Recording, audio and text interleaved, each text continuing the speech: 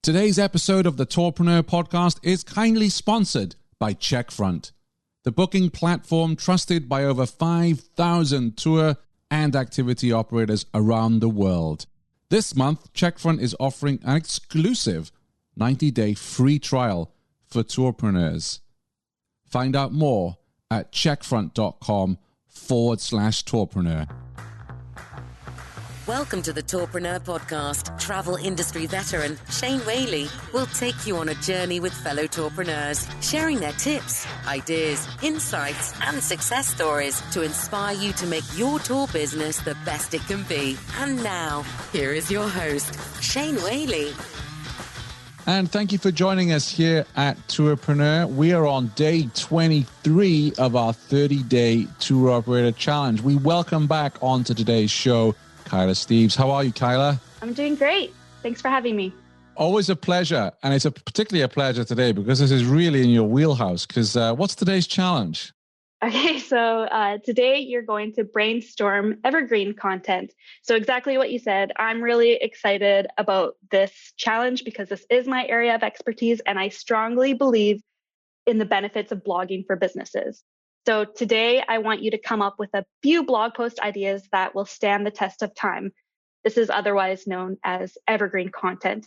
Normally, when we think about blogging, we like to write about company news or stories from a tour. And that's great content, don't get me wrong. People love reading that, especially previous guests or family and friends. But these types of posts tend to spike and flatline with traffic. So if you want to continually drive organic traffic to your website, it's best to focus on high quality evergreen content. This is the content that is relevant to your audience, no matter what year it is.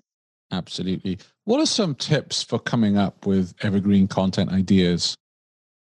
A great tip is to start by looking at your frequently asked questions, which you did on day 12. You can actually expand on those. So you can look at your questions, figure out which ones you can make into a more detailed blog post. And here's the real ninja tip. You can actually link to that blog post from your answering your frequently asked question, and that'll really boost your internal link juice.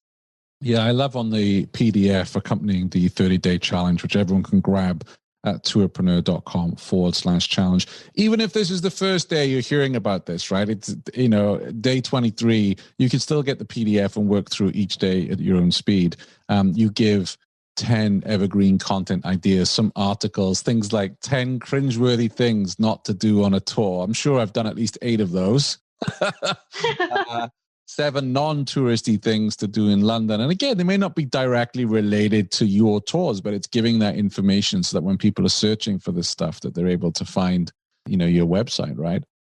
Yeah. And it's a good thing to keep in mind. You can be very specific with your location and neighborhood. Like those are very broad ideas. So when you narrow it down specifically to your location, you're more likely to rank for those keywords or show up for those searches.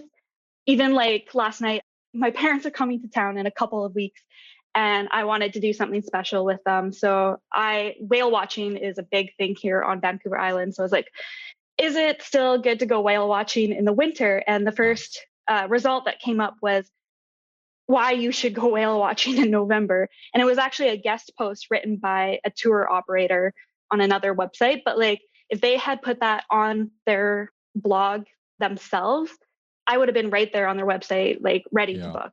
So it's just a really good idea to keep this as part of your marketing strategy.